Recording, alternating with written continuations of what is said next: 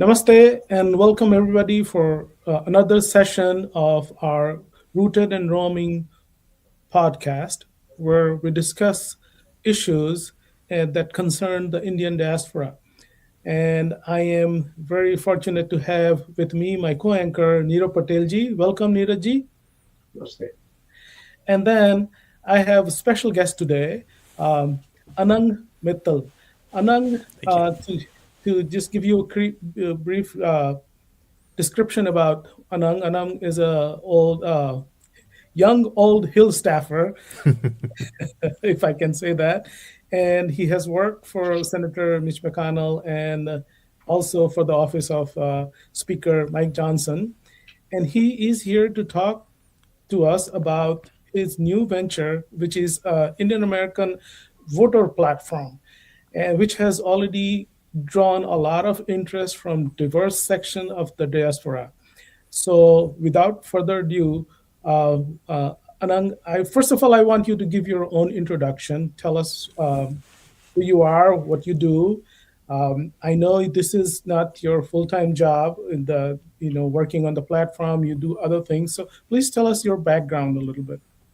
Yeah, thank you for having me, Avatans and everybody else as well. I appreciate you giving me this opportunity. Yeah, I've been in Capitol Hill and politics for a long time at this point, more than a decade. Been off and on and off Capitol Hill. Worked in the Senate for a few years. Worked in the House for a little bit. And then also in various think tanks and organizations that are associated with politics. I would say I've been involved in Republican politics more than anywhere else. Before that, I was not involved in politics at all. And that's kind of been my career for the last 10 years, more than 10 years at this point. Currently working at a think tank, AI think tank in DC, so not in policy. My specialty or my main day job is as a creative, but as you grow in seniority, people sort of get to know you, and I've been then fortunate enough to have delved into opinion writing, creating content, and being on newscasts, and sort of I wasn't looking for attention, but I think just in the general sense of being somebody who came here when I was very young and being very aware of politics in general kind of made me, sort of push myself into this field. Generally, I like to be behind the camera, not in front of it.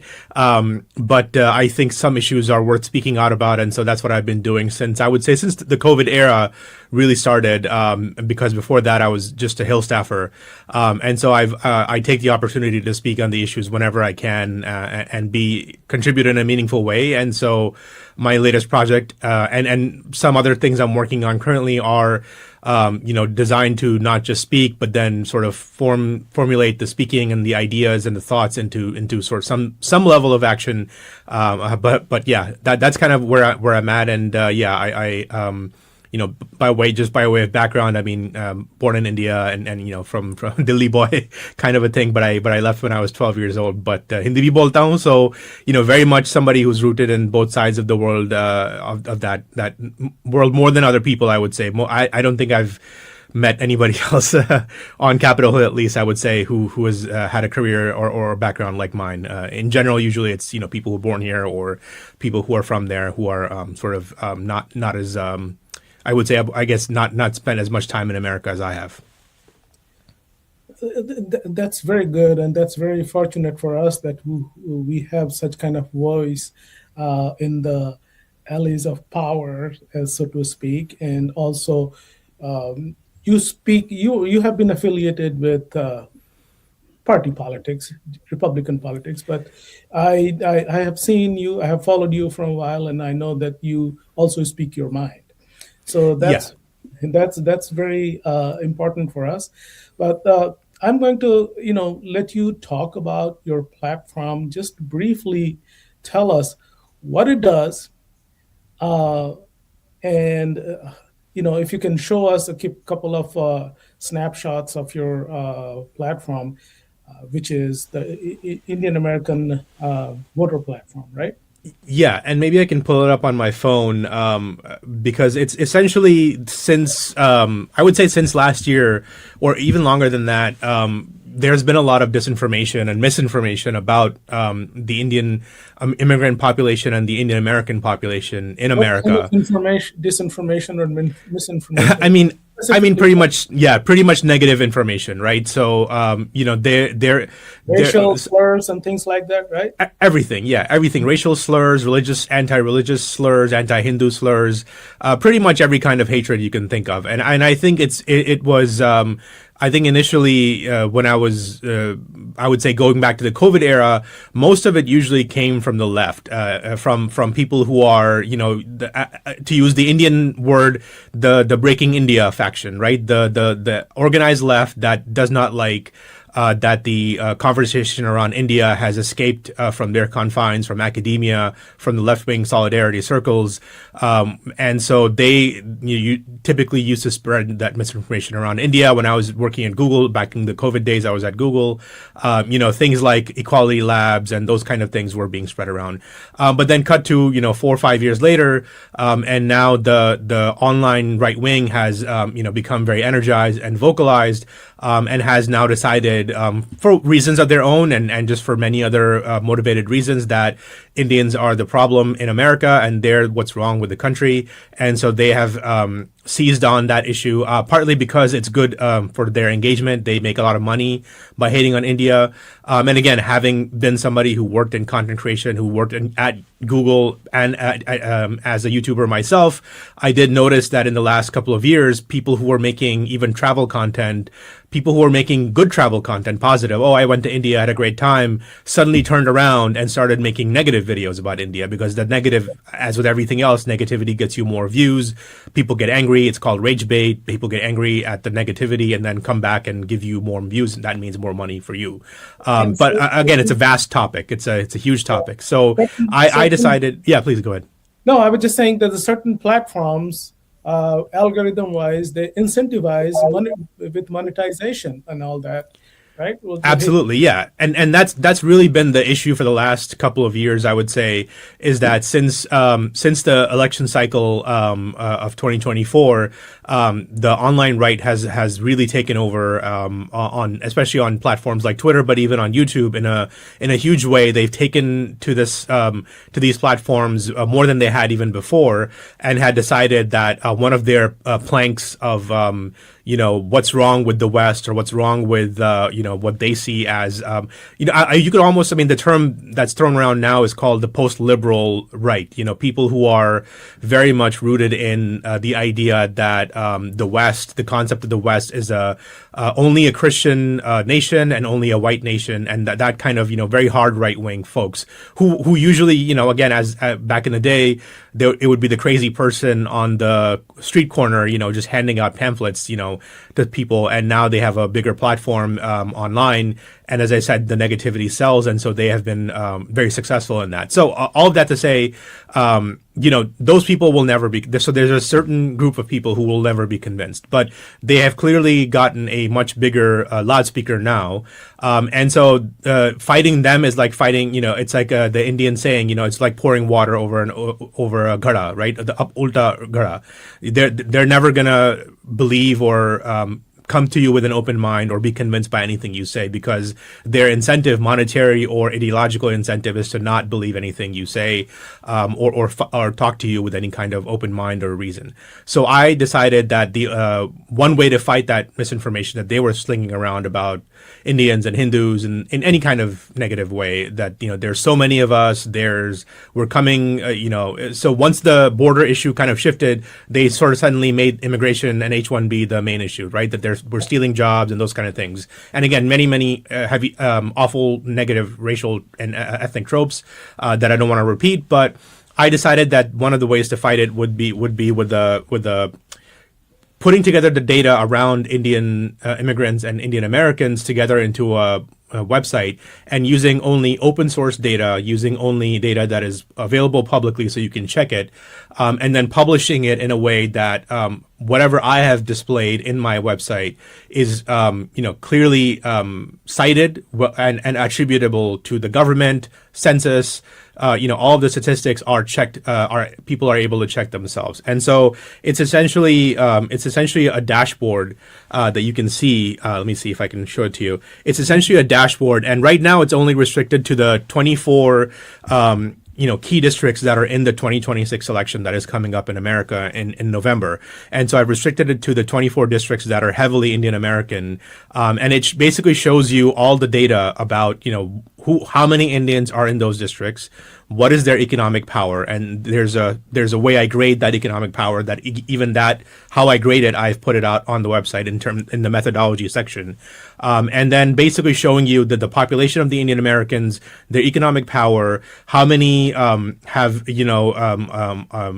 vote in terms of not in terms of voting, but how many have donated. Again, not nobody's name is in there. It's all anonymized, statistical data, and basically showing their economic power and their persuasive power. So, how many of the Indian Americans in those congressional districts are politically energized or politically minded, and then also comparing it to how strong Democratic or how strong Republican is that district, and so you can see all of that data and get some information about that, and then also giving you the overall statistics about Indian Americans from the Census Bureau, from the Immigration Bureau, because they publish those numbers, and I've used some special filtering and sorting and Python scripts and those kind of things, coding to separate Indian names from the overall list of names that they put out. Again, a lot of it's publicly available, and have basically anonymized it. I've not put anybody's name out there in that sense,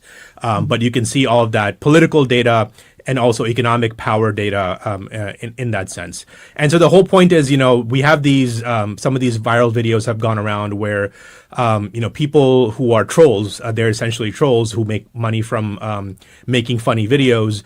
They will go to like a city council meeting and talk about how much they hate Indians, and most of them don't really believe it. They're just doing it because they know it gets them money.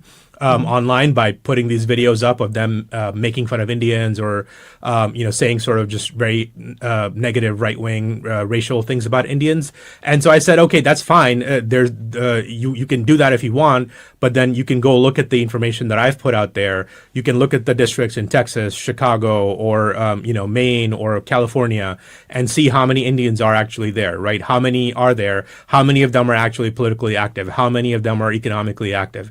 Who are the Indians? What's the number there? And then that will, I think, give you a certain idea more than what these people are saying.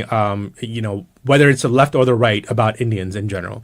So it's really designed to be a public service and a public information database for people, whether you're Indian or you're not Indian, and you just want to figure out what is going on, what is the information out there, because you're certainly not going to get this kind of information from the media, but it's also designed for the media as well, right? So if somebody comes to you who's from the media and says, oh, I've heard these things about Indians, you can point them to this database. It's at voteratlas.io. That's the website, Voter Atlas. It's called the Indian American Voter Atlas. And you can go there and you can see the information for yourself rather than having to wonder what's going on with the Indians in America. And also, like I said, the methodology and the sources are all cited there. So if you have any questions about that, you can certainly call me out, or you can certainly email me if you'd like, with the correction. Somebody already emailed me because there was a special election in 2023, and so the representative's name was wrong, so I had to go correct it after I launched the website. So this is not something that's static. It's static at the moment, but I'm going to keep updating it as I go along in the election cycle. And going forward as well. But the whole point of it is, let's get the public data about Indian Americans and Indian immigrants out there, because there isn't that much interest in it from academics and from media, because they just don't care about those issues. I would even go to the extent of saying not just don't care, they are some of the sources of misinformation, and also sources of not correcting the misinformation. So I think what you are doing is a very noble thing to do. You are fighting misinformation and disinformation by putting out more information and more credible information that is sourced and based on data. So yes, that is very commendable. And before I go further, I definitely, Nirav ji, please jump in anytime you want to if you have any questions. Okay. So another question is that comes to my mind, that you said you were fighting misinformation, but who do you think should be using this dashboard? Who, you know, and for what purpose? Yeah, I mean, the as you said, the way to fight misinformation is with more information, and the way to, I think, public, the internet was meant before it became this tool for people who are spreading a lot of bad information and just political, I would say, trolling. It was meant as a tool for openness and open societies. And the Right. idea was that if you have more openness and if you have more accountability, that people are able to see the data that's out there, that they will be able to, be better informed, be better voters. So I think ultimately it's for everybody, but yes, the people who may find it more interesting on a regular basis, maybe academics, maybe journalists, and most likely even political planners. So that's also the other sort of side part of it. I didn't have this only for them in mind, but yes, if you are a political campaign, if you are a political action committee, you can look at this data. Again, it's only right now only for the 24 key districts that have Indian Americans in them that are in play in 2026. But I will expand it to nationwide once I have time, and I do have a day job. But hopefully, I'll be able to put in all the data and show it in the best way possible, and have it be much more how would I say it, comprehensive across all of the American cities and states and those kind of things. But the local data is very hard to get and actually costs a lot of money, and so that's partly why you have to start somewhere. So I decided to start here.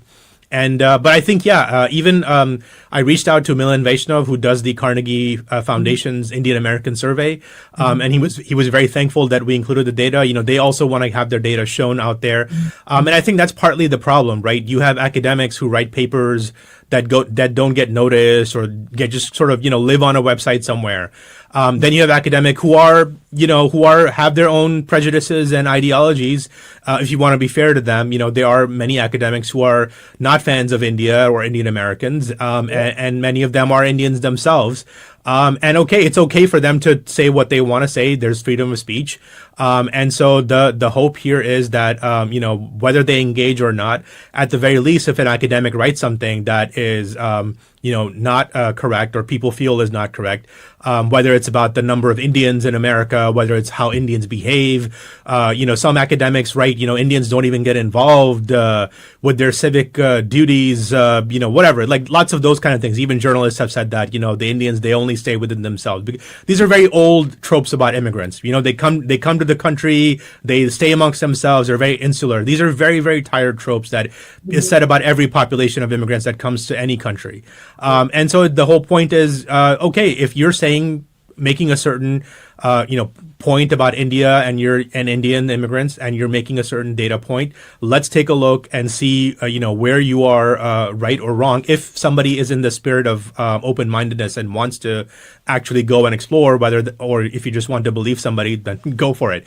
But like I said, I think it's going to be a helpful tool for everybody who is either a normal person. So it's designed for normal people to look at, but also for academics and people who have scholarship backgrounds or journalists to look at. But the whole point is that every time I see news about India, whether it's from the media or whether it's from many academics who have a certain ideological bent, they tend to distort that information to fit their own needs. And so I said, okay, that's fine. Go do that. You have freedom of speech in this country. Let me then take as neutral of the data as I can and present it in the best way that I can, so that an ordinary person or a scholar can understand what I'm trying to say. Yes. Neerajji, do you have a So question? from the small business perspective, I'm asking, in last like almost a year, the wind goes against Indian, and there is a lot of this some kind of wrong perspective has been spreading. It hurting a lot of small businesses owned by the Indian. It's as a there is a one kind of theory that we take over their businesses, and we are getting into this, and it's like a small hotels, like a small hotels, medium size, some gas supplies, and those. None of the Indian has take over their businesses. We bought the business. We work hard. We pay a lot. Right. We pay 3 times, 4 times those businesses. who the other whites or whoever they don't want to buy it, and we pay more and we bought for them. So it's not that they give us the free or we snatch it from them, but there is so many bad words spread around, and those how you address those words, because that really needs, see, that industries and that community who work really hard. They are not engineer or they are not a genius. They work very hard and they make their own small business and running their family, and they need some kind of help from I think your platform, and pretty much you can provide that. Yeah, I appreciate you bringing that up because that's also definitely part of the dashboard. So I've used anonymized Google Maps statistics, and there's another platform called Open Maps, I believe. And so what I've used right now is a methodology by an Indian scholar who has laid out a methodology of how to sort. So if you get a list of names, how do you figure out which name is Indian? And so he has a. I'm not good at maths. I'm the only Indian who's bad at maths. So he's used a methodology of how to use a certain rubric to sort out the Indian names.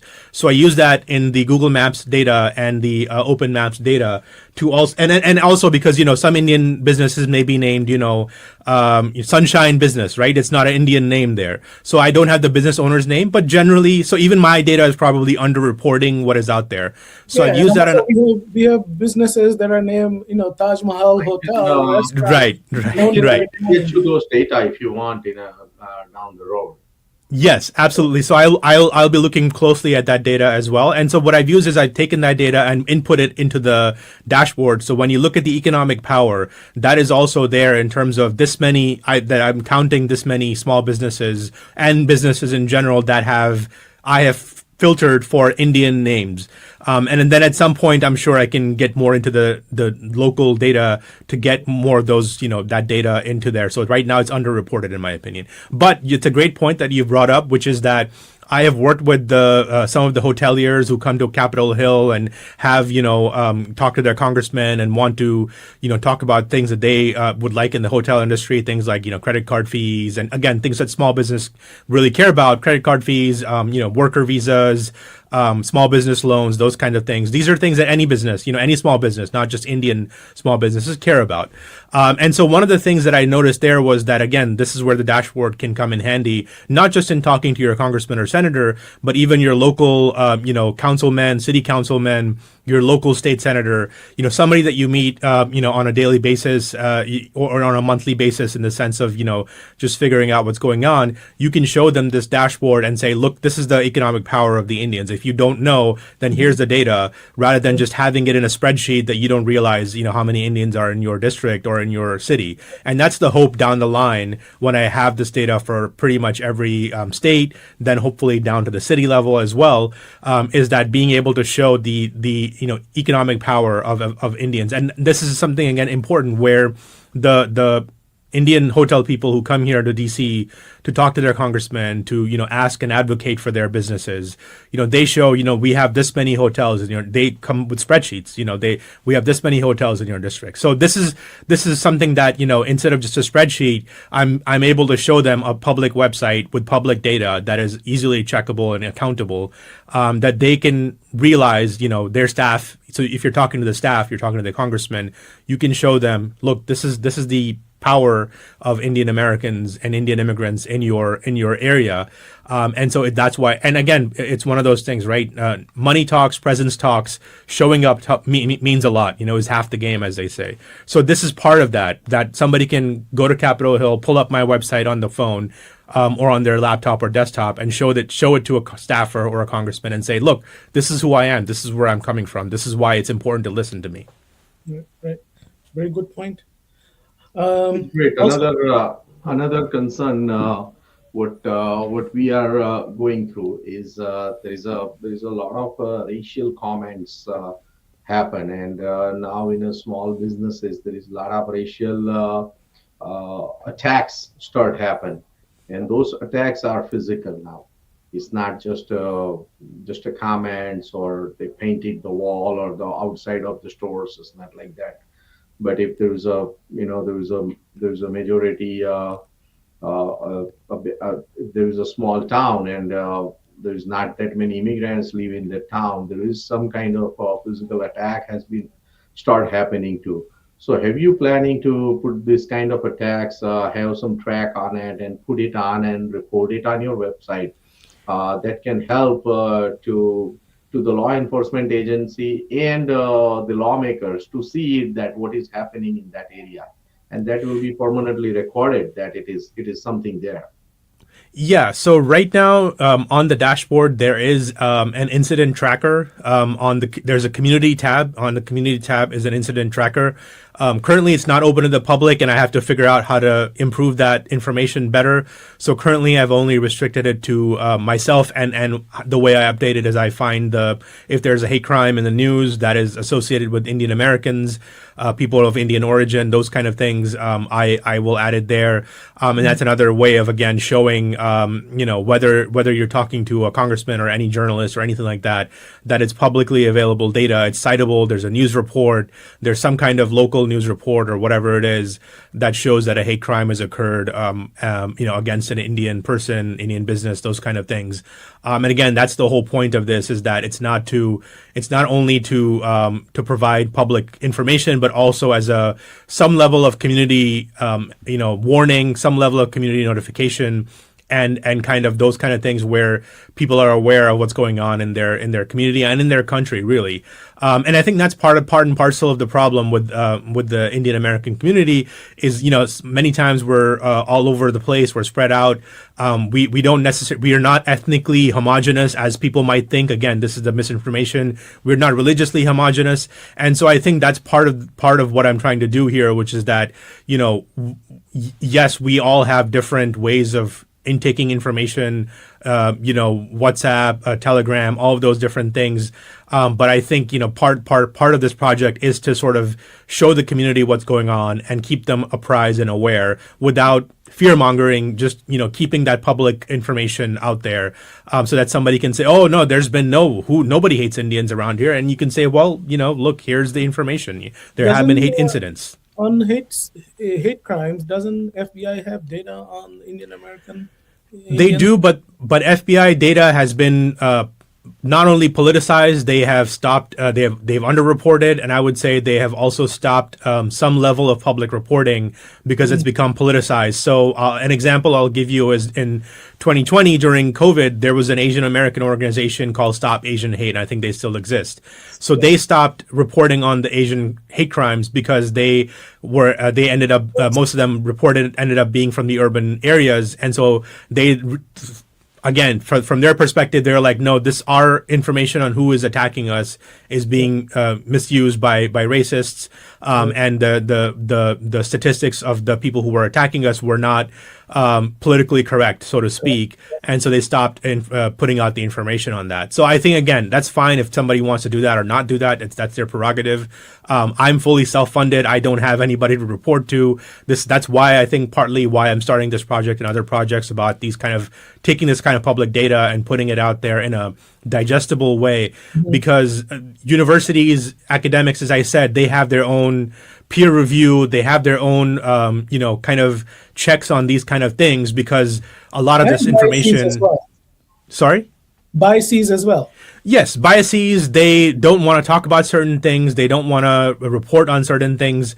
And so it's better to have somebody who is part of the community and is, sort of, trying to keep how would I say, ethical and publicly reportable data out there versus sharing, private information only. And that's really my rubric, or how do I choose what information is out there? It has to be publicly available. It has to be publicly reported. So yeah, I wish I could, add somebody that sent me a WhatsApp saying I was attacked.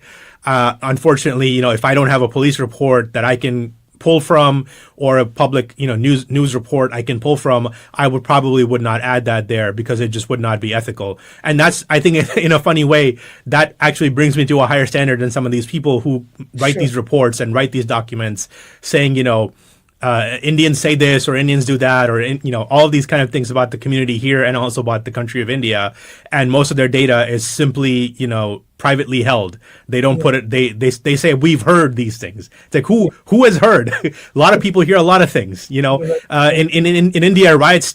People are rioting right now because of something going on in Iran in India. So Yeah. you may have heard a lot of things. That does not make it publicly accountable. You are not accountable for that data if you have not put it out there. So nobody can trust you. You're just saying trust me because why? Because you're an academic. Like, I mean, that used to be the case. Not anymore. I would say. Anymore. That's So very You true. have to be authenticate yeah, the source Yeah. of data in future. exactly. So that's how anybody who open it, they can trust it. Yeah. Exactly. And trust goes both ways. So if somebody says, "Hey, you're wrong," and if they can convince me I'm wrong about something that I've put out there, I will happily correct it. That's Right. the whole point of this: is that if you are publicly putting your name on something, and if you're publicly claiming something, then you should be open to having that be checked by somebody. And if somebody wants to create a dashboard in the opposite direction, you're welcome, buddy, go for it. You're more than welcome. Of But then course. you have to put your effort and interest into it, as I have, over the last few I, years. So this is really the culmination of like many years of, as Avatans ji knows, of talking about these issues. And I said, okay, instead of just talking about them, why don't I actually put this into practice somewhere? I will come back to this point in a little bit. I want to talk about quickly, other sources of data that are available. Right? We have, in general, Pew and Gallup that give us some information, right? And then we have more specialized data, like you already talked about Carnegie, Milan Vaishnav, Devesh Kapoor data that is called Indian American Attitude Survey or something like that, right? That's right. That's And right. we also have AAPI. Yeah, They I've also included put that out. as well in there. They Yeah. also put out. So, in what sense your dashboard is different from these, as or complementary to those? You I think? would say it's complementary. If you go to the 2024 election tab, you'll see that I've laid out the Carnegie data, specialty. I put a special box around it because that is the most up to date 2026 survey that they have done. So it is complementary, but I think sometimes, many times these days, especially people don't have time to go through multi page PDFs. Mhm. And so it's complementary because I cite them so somebody can go check the data for themselves if they want. And then it's just presenting that data in a slightly more presentable fashion, so to speak. So in many ways, it's almost like a PowerPoint presentation. You're getting the high level information about what's going on, and then if you're really interested, you can go dive deep into their data. You can even, and that's the thing about Carnegie. I know people have issues. Sometimes I have issues as well. But Carnegie, if you email them, they'll send you the raw data. They'll send you the actual raw data that they have, and that's how academics should behave. If they're doing a survey, if they're doing research, for the most part, publicly peer review is a thing, and so they can you can ask them for the raw data and they will send it to you. I did not ask for that, but I took their survey information and input into the data. Right. I also noticed some of the shortcomings or limitations of their data. It's like 1,000 people only, Yes, right? so that's something that what I'm hoping to Yeah. one be complementary to, which is that they have certain amount of funding, I'm sure, and so they take that funding, they go, and as I said, I work in this space myself in the think tank world and the public opinion, political world, kind of a thing. So that's the other hope of this is that one, I'm able to get local data, which costs a little bit of money because so eventually there's no donate button on the website. There's nothing because it's all self-funded right now. I want to be accountable to and nobody but myself, and have no pressure from anybody coming. But at some point, probably as I develop this project, I will probably put out a donation button and those kind of things because being able to commission surveys costs money. And that's why Carnegie I think went to YouGov, which is a very decent platform. They probably got a lot more second and third generation Indians. But yeah, doing the actual on the ground surveys takes a lot of effort and money, and so we'll see where that goes. It's only in the baby stages right now. It's a lot of small steps, and that can lead to bigger things. But that's the hope. Is again, if somebody is talking about the community, if somebody's talking about a group, a religion, whatever it is, do you actually have the do you have the surveyable population, a percentage of that? Do you actually have the ground raw data? How did you ask the questions that you asked? Did you ask questions in a biased way? All of those things, I think that is the next stage for that, for the community, as we continue, to be, prominent in the news and in the public eye. That's all well and good. But I think the way to bring this forward is, like I said, go get the data yourself, go get the attitudes yourself, survey the people themselves, rather than waiting for somebody else to do it. And as I said, Carnegie has done a fairly decent job in terms of getting the attitudes of, I would say at the very least, if one were to classify it, second and third generation Indians who live here. Also, quickly, on a personal note, you mentioned you have a full-time job, Yeah. right? And you do some public work as well, appearing on TV and writing commentary and all that. How do you find time for this? And how much time do you have to devote? Yeah, it's difficult, but it's one of those things. I'm very, I would say I'm very motivated sometimes, not all the times, but there are things that get me out of the bed every morning, and working on this dashboard was definitely one of those things where this idea, once it came to me, it became something that I could not let go of. And so, it was almost, something that's, in Hindi they say सबका लोगों का time आता है कभी कभी, तो एक just मेरा टाइम आ गया एकदम से कि बस मुझे आज ये करना है और जरूर करना है. So I just sat down on a weekend, and I think within 3-4 days, but it's the 3-4 days probably took about a decade of knowledge of talking about this issue and reading about this issue. It didn't just come to me overnight, and that's, I think, the advantage of having some experience and also having a foot in the tech world and also having a foot in the political world, is that I was able to bring this together, because generally people from those sides don't necessarily cross over, or at least don't cross over, unless you're like Elon Musk or somebody, they don't necessarily cross over in this way. So I decided that I would make it happen. But yeah, it's definitely, I'm a senior, managing director at a think tank. I have a team, I have a day job, and I love that job. But yeah, if you care enough about something, you have to do it. And so I decided to do it.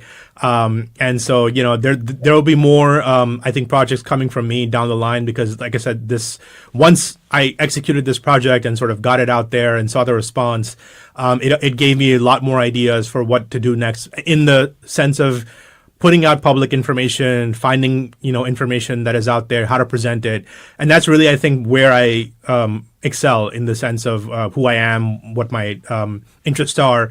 I wanted to be a movie director at some point. And so I've always been interested in storytelling. And so I think this dashboard tells a story about the Indian population to some extent, that you may not see anywhere else. And as I said, it's about that, bringing the technology, the data, and then having a desire to design, to tell a story, to present information in a unique way, that sort of made this happen.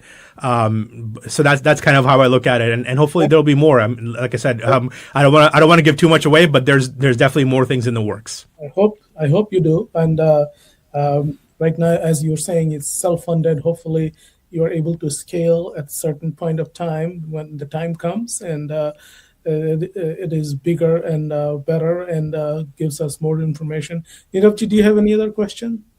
I think I have covered pretty much all. There's 2 hour talk, but it's a podcast. We have to keep it smaller. Right. So I think we'll have another episode with you, and we'll discuss more with you. Absolutely, look forward to it. Yeah. Okay. All right. Oh, yeah. What were you gonna say? I was gonna say, will you be able to show like a quick show on your screen, share a screen with the dashboard, or Yeah, absolutely. Yeah, absolutely. So let me. So, couple of things. Since we are in Chicago, tell us something about Radha Krishnamurti that you can tell from Yeah, so it's so the thing is, that's the other thing, is that you can Yeah. go to the atlas, and it's formatted for the mobile devices as well. So it's not just for for PCs only. But in terms of Illinois District 8, what you can see is when you click on the map, you'll get a context window right at the bottom, so you don't have to go down and look for it. You can just click on Illinois in the map and see the district. And so what it shows is in Illinois District 8, Raja Krishnamurthy, it's in the Chicago suburbs. The rating is a solid Democrat. Indian population is about 58,000. So its density in terms of the overall population of that area is 7.8%. So that's the other thing. People say, oh, these Indians are all over the place. They're just coming in, they're swarming in. And you look at the data, it's 7.8%.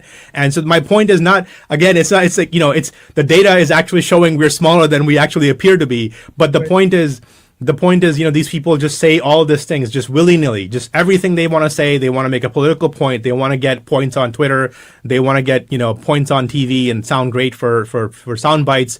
But actually it's 7.8%. So, this kind of mentality that people have that, Indians are just taking over.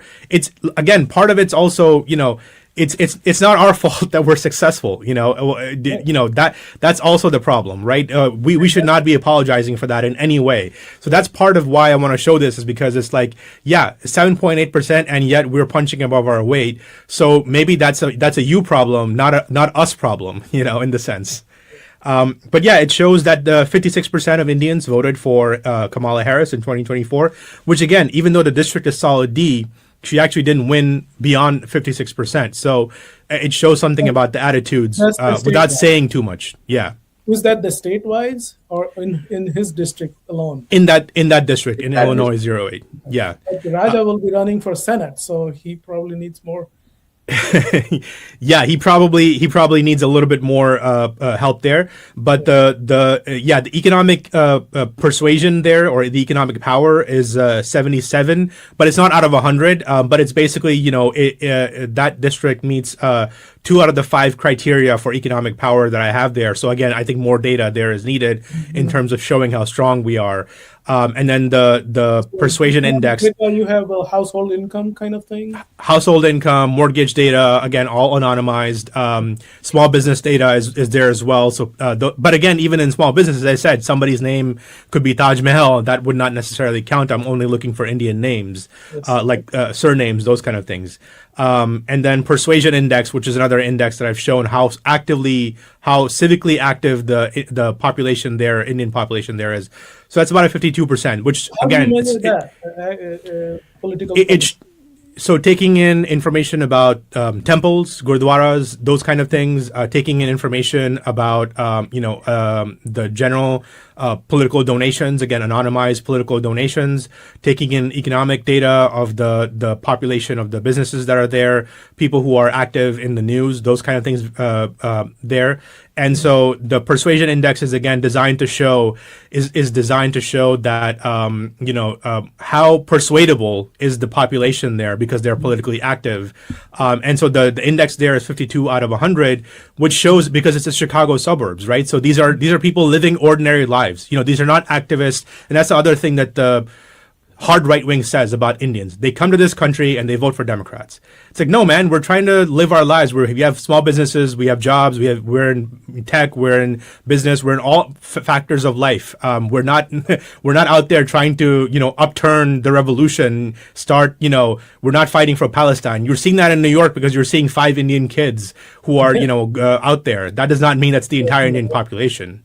And so again, that's why my whole point of showing some of this data is like, what are they actually doing? What are the Indians involved in? Are they involved in causes, or are they involved in just living their life? If the district shows low political persuasion, that means they're just doing normal things. They're not necessarily out there voting for a Democrat or even a Republican. But it's designed to show the political action committee campaign people how can I target this population? Are they persuadable the other way, or so you look at that information of this district leans 1+ Democrat, 1+ Republican. There's maybe a chance that you can flip that district. So again, it's also good data for the Democratic Party and the Republican Party if they want to take a look at that. So Absolutely. Well, we have spent a pretty good time. Like Nirav ji said, we can talk about this for another couple of hours because this is fascinating Absolutely. and fascinating also in the sense because it involves our lives, daily lives. So, Absolutely, yeah. It's important stuff. It's important data, and I hope to keep building on it, and I hope to keep it going. yes, And I think, like I said, it's anytime somebody has an argument about Indians, and hopefully it's a argument in the sense of open discussion and not just making broad points without anything to back it up. Hopefully, people in our community have that data now to back it up. At the very least, they can go to a simple website and look at it and make some sense out of it. right. So we will put out your website and your also your blog that gives us some information about the methodology and all kinds of things, so people can look at it and use it. And thank you very much for coming in, talking to us, and best wishes all around. Thank you. Thank you so much. Thank you for having me Thank on. It you. was a pleasure. Thank Yeah. you. All right. Bye bye.